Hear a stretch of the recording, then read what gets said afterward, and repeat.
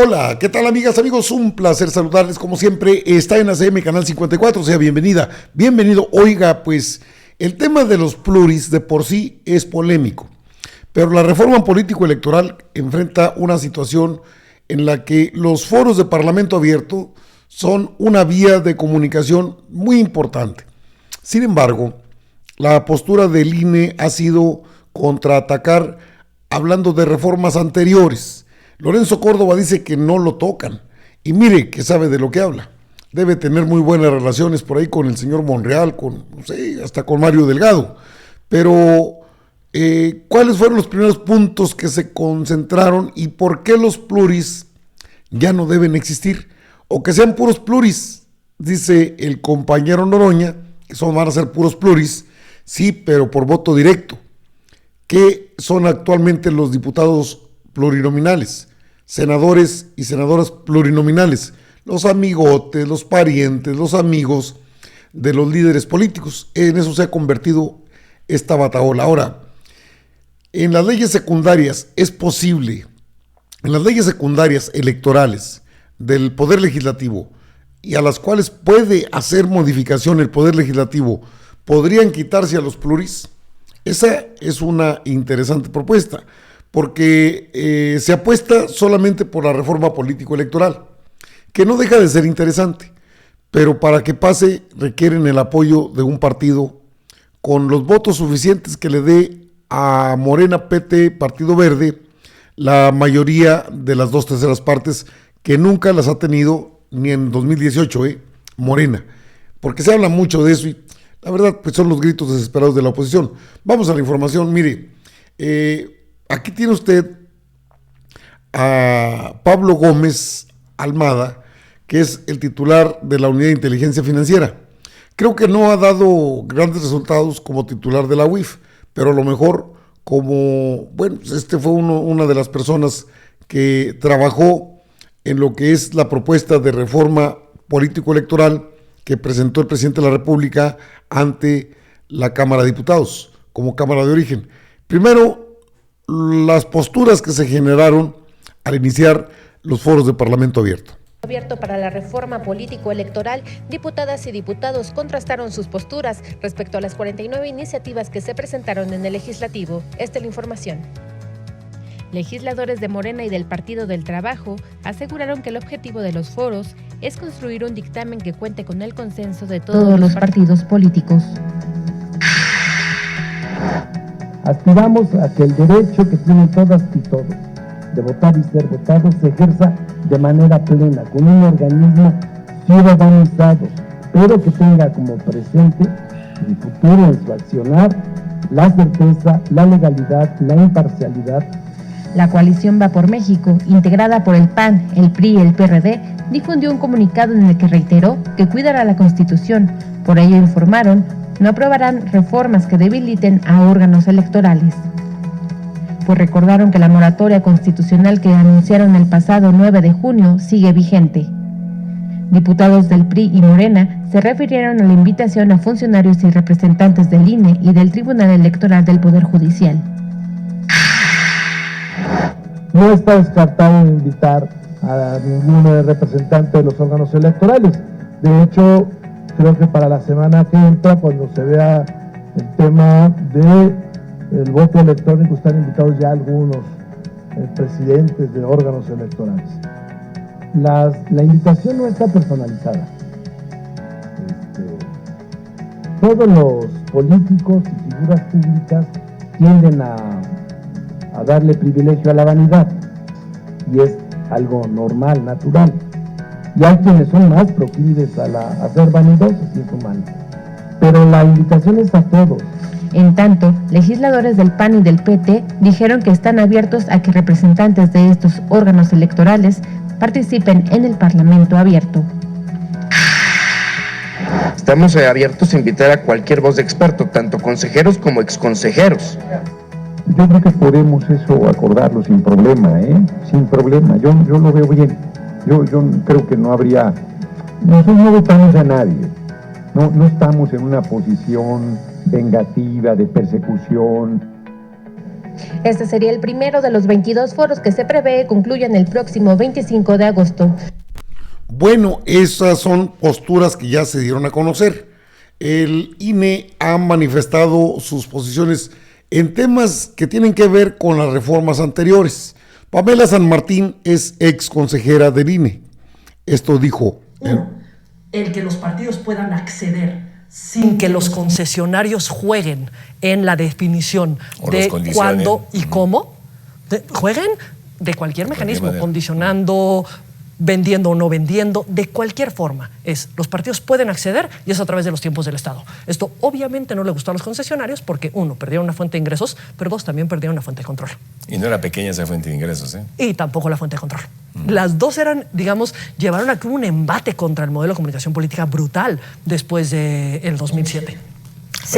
Nada más, un embate brutal contra la autoridad electoral. Contra la autoridad electoral, porque es a quien responsabilizaban de aplicar ese modelo, porque eso, digamos, llevó a que no solamente se le pusieran reglas a los concesionarios, reglas que nunca habían tenido.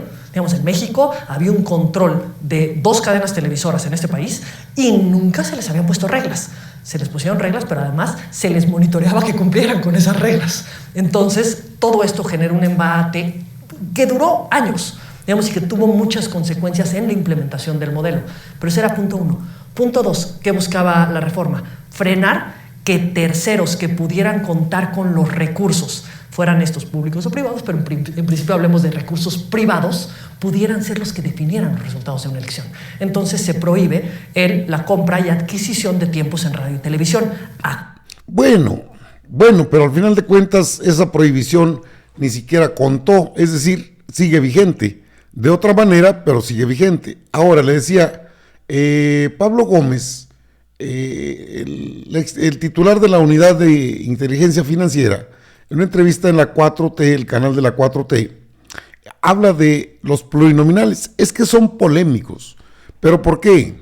Vamos a escuchar. Entonces, en un determinado momento se dijo, bueno, vamos a temperar esta mala representación del pueblo, haciendo 100 diputados en 3 circunscripciones plurinominales. Esa fue la reforma de 1977-78 del siglo pasado, que se puso en vigor en la elección de 1979, cuando oposiciones que nunca habían tenido reconocimiento llegaron a la Cámara de Diputados. Después, en el siguiente sexenio, por iniciativa de Bartlett, por cierto, se hicieron 200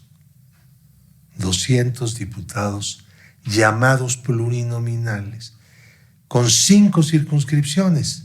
Las circunscripciones no son reales, son conjuntos de estado que unidos dan más o menos la misma cantidad de habitantes, pero más o menos. No exactamente igual, es imposible.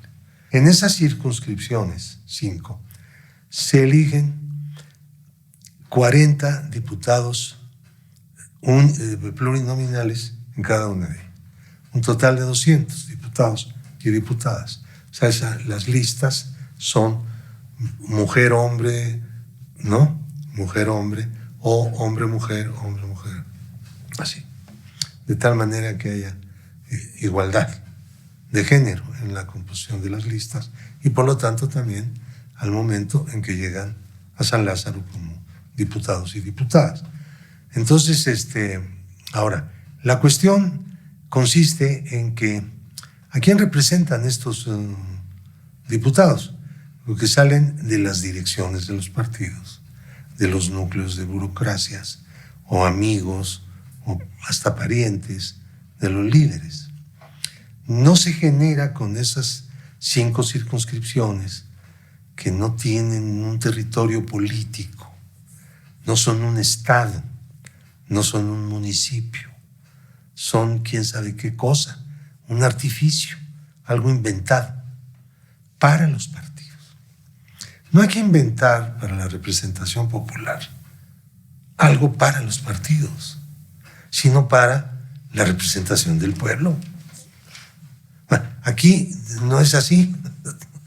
Aquí se hace todo en función de lo que conviene de repente a los partidos. De repente les empieza a convenir otra cosa, ¿no? Y entonces hay que cambiar las reglas, ¿no? Porque ya les conviene a la mayoría de ellos otro asunto. Entonces esto genera además pues sobre representaciones, porque el sistema se presta a eso. Este se llama sistema mixto con dominante mayoritaria.